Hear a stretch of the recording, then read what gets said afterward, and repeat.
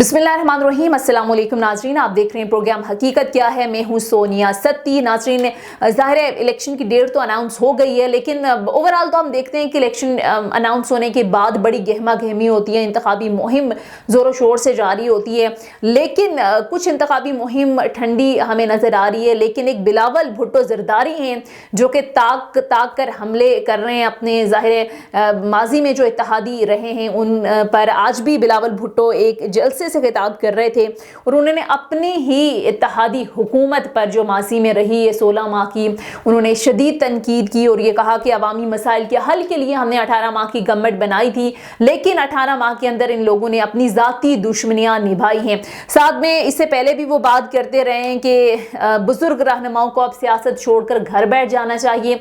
आज भी उन्होंने मियाँ मोहम्मद नवाज शरीफ, साथ साथ मौलाना फजलुर रहमान साहब के हवाले से भी बात की। उन्होंने कहा कि भाई आप लोग अब सियासत छोड़ दें, इस मुल्क का पीछे छोड़ दें और आप लोग घर बैठकर मस्जिदों में बैठकर आप अल्लाह अल्लाह करें।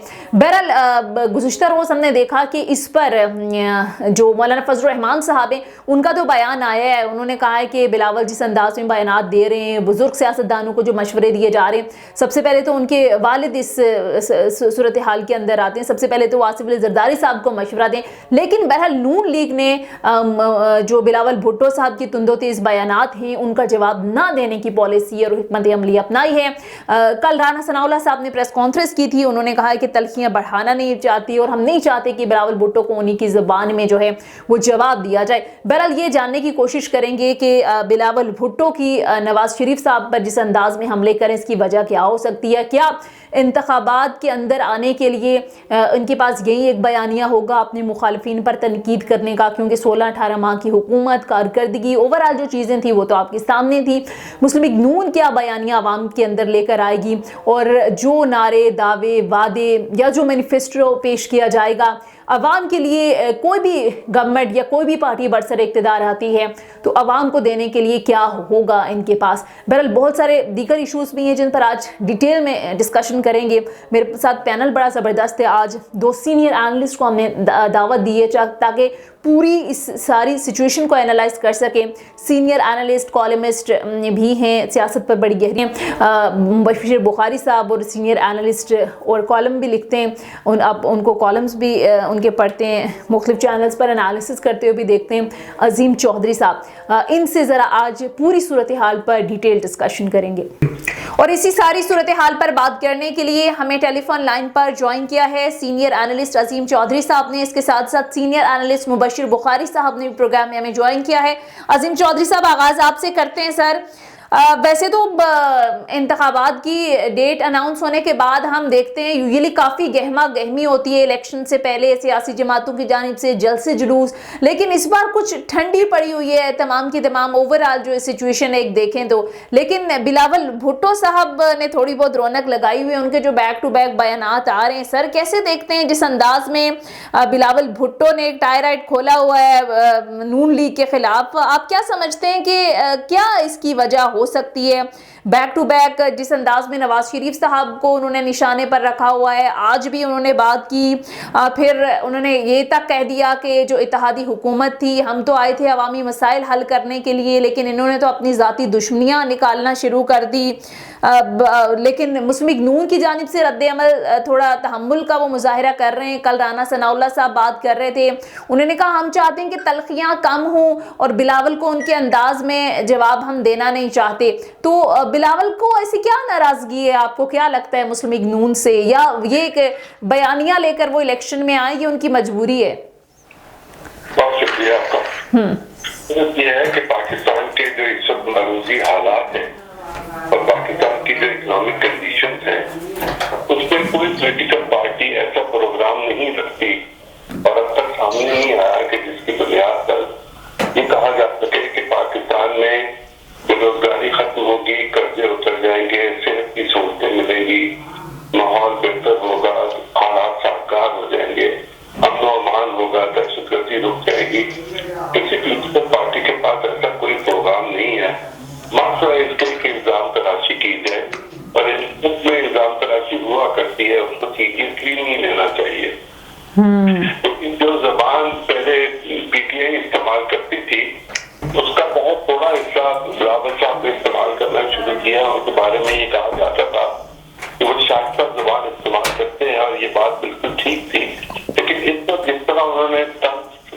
गाने देने शुरू कर रखे हैं, उनके वालिद भी उस जुमरे में आते हैं।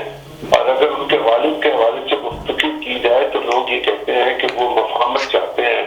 मुफाहमत का ये तरीका नहीं होता जो बिलावल साहब ने इख्तियार किया हुआ है। अब्दुल रहमान साहब ने बहुत सॉफ्ट जबान में बिलावल साहब को जवाब तो दिया था, बिल्कुल साहब कैंपेन इसी तरह चलाएंगे तो फिर उनके लिए नुकसान भी होगा, फिर सब तीर और निष्ठुर उनकी तरफ चलने शुरू हो जाएंगे। वैसे तो इंतखाबात की गहमा गहमी अभी दुरुस्त है कि नहीं लगी, और ये तब लगेगी जब इलेक्शन शेड्यूल का ऐलान हो जाएगा। अभी तो आज इलेक्शन कमीशन इस्लामाबाद और पिंडी की हल्काबंदियों के बारे में डिस्ट्रिक्ट एडमिनिस्ट्रेशन को बुला के बात कर रहा है, तो आप अंदाजा कर लीजिए कि इलेक्शन कमीशन की अपनी तैयारियों का क्या हाल है। तो उनका ऑफिस भी इस्लामाबाद है और इस्लामाबाद की हल्काबंदियों के बारे में ही वो दोबारा गौर करना शुरू कर तरफ पिंडी की। इन हालात में इलेक्शन कमीशन को चाहिए कि वो जो लोगों के शुकूक और शुबहात है उनको दूर करने के लिए मुतवातर मीडिया के साथ राब्ता रखे और मीडिया के सवालों का जवाब दे, ताकि जो हैजानी कैफियत पैदा हुई है उसमें इस्तरार खत्म हो जाए और लोग इत्मीनान के साथ इस बात की पर यकीन रखें कि इंतखाबात हो रहे हैं और वक्त पर हो रहे हैं और 8 फरवरी को हो रहे हैं। अदरवाइज लोगों में इब्हाम पैदा होता ही रहेगा और बढ़ता रहेगा। ठीक है, पॉइंट टेकन। मुबश्शिर बुखारी साहब, आपको क्या लगता है गहमा गहमी उस तरह से जिस तरह से अभी बात भी कर रहे हैं अजीम चौधरी साहब नजर नहीं आ रही, फिर इलेक्शन कमीशन के हवाले से जो हल्का बंदियों का मामला है उस पर भी कुछ शुकूक व शुबहात का इजहार किया जा रहा है, तो क्या लगता है आपको 8 फरवरी जो ज़ाहिर एक अनाउंसमेंट आई इलेक्शन कमीशन की जानिब से, उस पर इन हालात के अंदर होते देख रहे हैं इलेक्शन? देखिए, इलेक्शन की गहमा गहमी उस वक्त शुरू होती है जब आप कैंडिडेट्स को फाइनलाइज करते हैं मुख्तलिफ पार्टीज, और उसके बाद उन्हें टिकट्स का अश्योरेंस दी जाती है, फिर वो अपनी इलेक्शन की गहमा गहमी स्टार्ट करते हैं। अभी अगर आप देखें ऑन ग्राउंड तो PMLN जो है वो अभी उन्होंने टिकट्स की दरखास्तें कॉल की हैं, अभी उनका बोर्ड बैठेगा, फिर उस पर डिस्कशन होगी।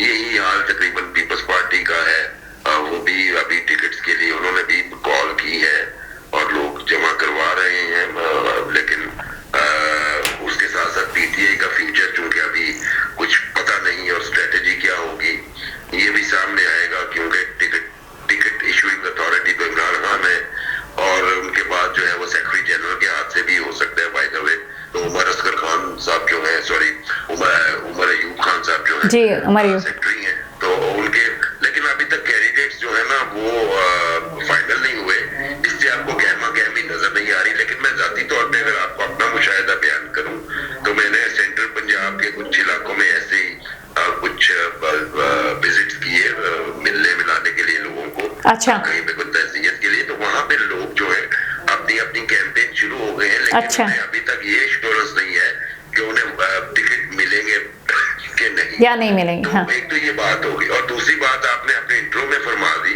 कि जो थोड़ी सी फुलझड़ियां हैं वो पीपल्स पार्टी की तरफ से आ रही हैं। बिलावल ने जो है वो एक जो स्ट्रेटेजी अडॉप्ट की है वो मेरे ख्याल में बड़ी इफेक्टिव है। अच्छा, इसकी वजह कि बिलावल वो है जो सबसे पहले इंतखाबी मैदान में आ चुके हैं और कन्वेंशन का सिलसिला उन्होंने शुरू किया है। अच्छा, जो उनके वालिद मोहतरम ने मेहनत की थी पंजाब में, KP में और बलूचिस्तान में, यानी बलूचिस्तान में बाप पार्टी के बहुत से अरकान जो जाना चाहते थे पीपल्स पार्टी में, उन्हें रोक दिया गया। और इस वक्त हकीकी तौर पर मुस्तफा नवाज, जिसका चंद माह पहले तक बलूचिस्तान में शायद वजूद भी नहीं था उस तरीके के, अगर आपसे पूछोगे बलूचिस्तान से कौन थे प्रेसिडेंट बलूचिस्तान चैप्टर के और सेक्रेटरी बाकी तंजीम की थी, तो आप यकीनन मुझे जवाब नहीं दे पाएंगी। लेकिन अभी in terms of electables Balochistan की सबसे बड़ी पार्टी मुस्तफा नवाज है। बिल्कुल, एग्जैक्टली। पाकिस्तान पार्टी बन गया, हाँ। उधर पार्लियामेंटेरियन बन गई PTI KP में, जो हाँ, जाना ठीक चाहते है। हैं पार्टी में। अब उसका जवाब किस तरह दिया बिलावल ने? सबसे पहले तो उन्होंने अपना कन्वेंशन किया एबटाबाद में, अच्छा, क्योंकि हाँ, हजारा डिवीजन का हिस्सा है। हजारा डिवीजन जो है ट्रेडिशनली देखा जाए तो नवाज शरीफ साहब वहां पे काफी स्ट्रॉन्ग है, मुस्तफा नवाज, और उसके साथ साथ मेरा ख्याल है हजारा डिवीजन से अपनी कैंपेन का आगाज करके उन्होंने ताकतवर हलकों को भी एक दिया, क्योंकि देखा जाए तो वो सारी जो है वो ताकतवर हलकों के इन्फ्लुएंस में है वो बेल्ट। तो उसके बाद वो चलते चलते चलते चलते बड़ी कामयाबी से चल रहे हैं। अच्छा। जो ये बात आप कर रही हैं उनके बयानात का, ये तो अखलाकियात का पता चलेगा जब इलेक्शन एक्टिविटी स्टार्ट होगी। हाँ। बिलावल तो मेरे ख्याल में जो तंजो तशनी के जो अल्फाज इस्तेमाल कर रहे हैं ये बड़े महलों हैं। हमें तो इससे एग्जैक्टली देखें, इससे ज्यादा देखें, बहुत ज्यादा हमने तो गलोच देखिए सुनी हुई है और मतलब ऐसी गुफ्तगू सुनी हुई है जो कि मतलब शुरुफा क्या बल्कि बहुत सारे जिनके एथिक्स नहीं होते वो भी शायद एग्जैक्टली। अच्छा, पॉइंट टेकन। अच्छा ठीक है, सही। सर आज उन्होंने केपी में हुकूमत बनाने की ख्वाहिश जाहिर की है। वैसे तो एक वक्त था जब पीपल्स पार्टी को कहा जाता था ये चारों सूबों की जंजीर है, लेकिन अब तो सिंध तक महदूद होकर रह गई है। तो क्विकली मैं फिर अजीम चौधरी साहब की तरफ जाऊंगी। पीपल्स पार्टी का वैसे इलेक्शन अगर हो जाते हैं फरवरी में, तो क्या मुस्तकबिल है सिंध के अलावा दीगर सूबों के अंदर?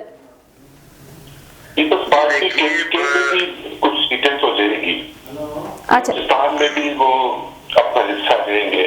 अच्छा, पंजाब में भी उनकी सीट्स मौजूद हैं जो वो लेंगे। ये नहीं कहा जा सकता कि वो सिर्फ सुबह सिंध तक महदूद रहेंगे।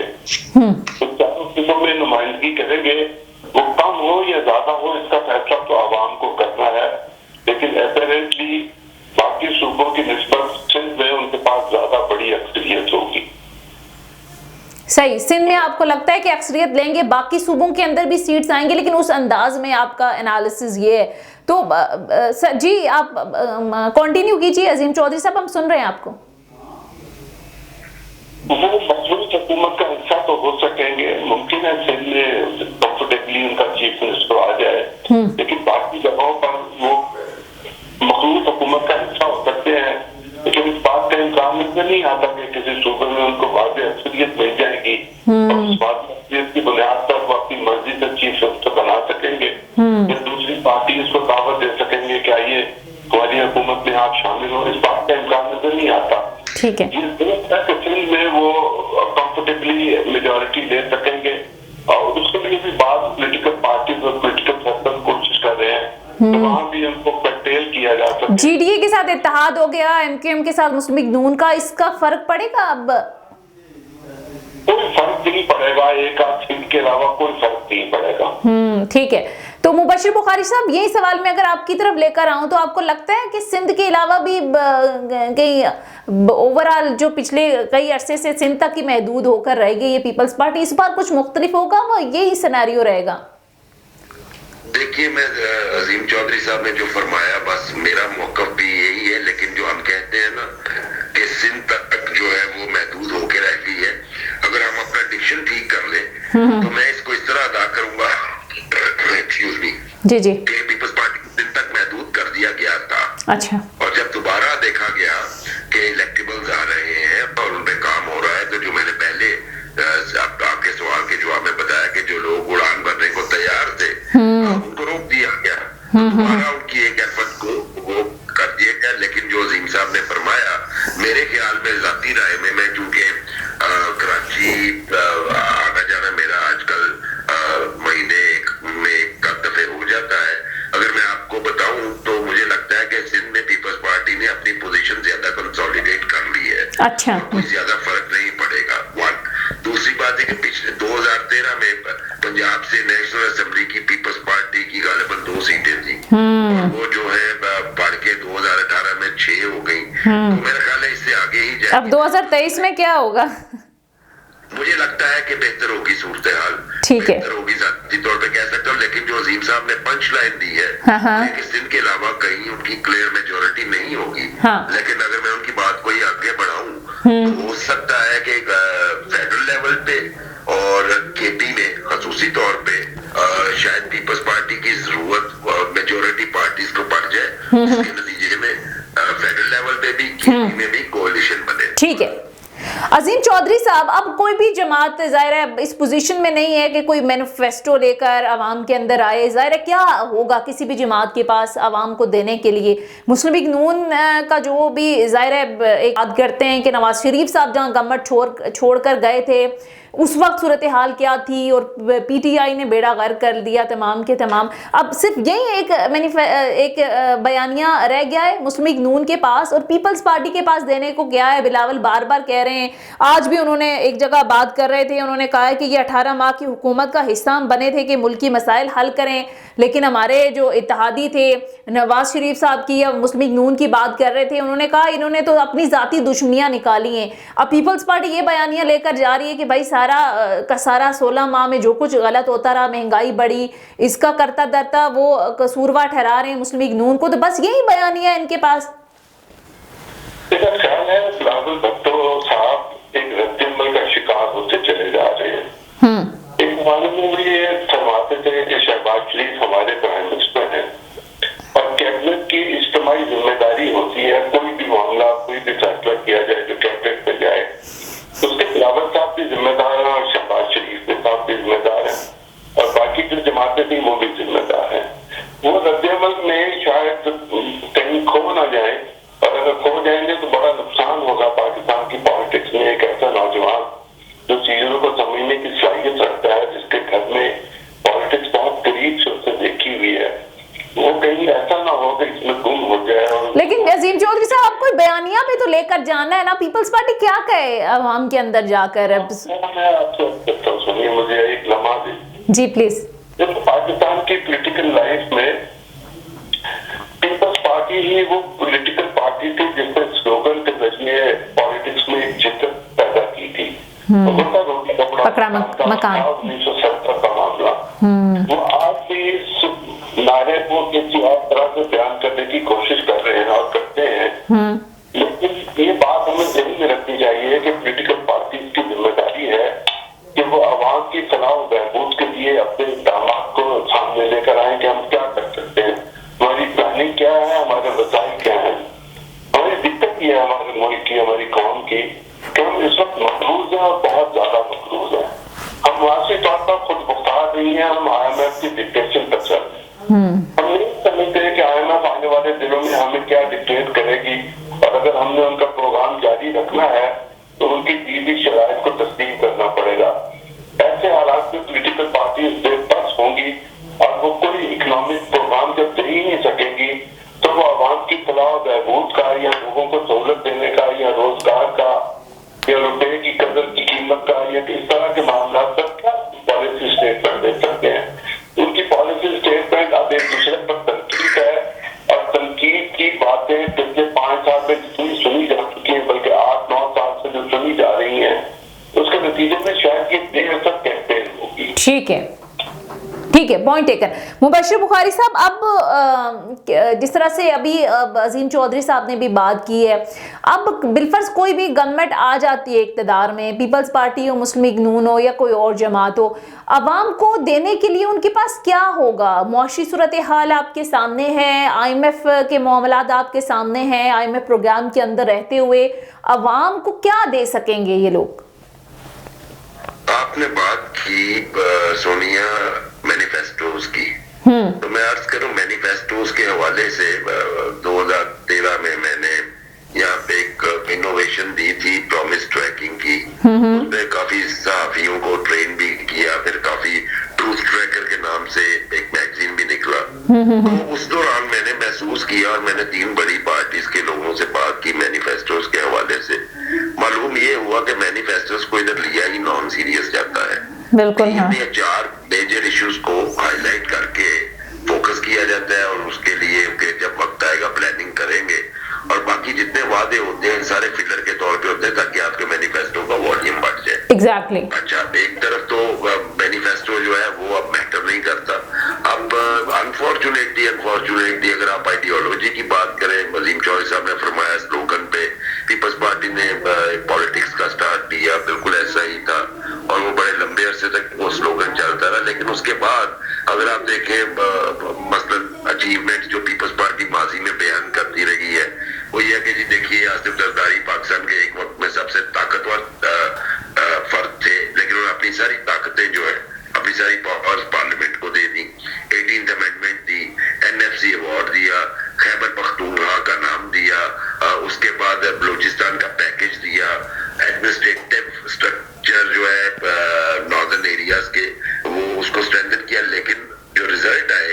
उससे ये पता चला कि लोग इन चीजों को बाय नहीं करते। अभी अगर आप देखें तो मुझे लगता है कि बिलावल जो है वो इफेक्टिवली एक आपको ऑफर कर रहे हैं। जो पीपल्स पार्टी ने अपने अंदर से रिसर्च की थी, तो मुझे क्या ऑफर कर रहे हैं सर, क्या बिलावल ऑफर कर रहे हैं? मैं वही जरा अगर आप एक मिनट मेरी बात सुनेंगे तो वो पीपल्स पार्टी ने अपनी अचीवमेंट्स की रिसर्च की थी, तो एक तरफ सारी जितनी बातें मैंने गिनवाई उसका कोई इम्पैक्ट नहीं था।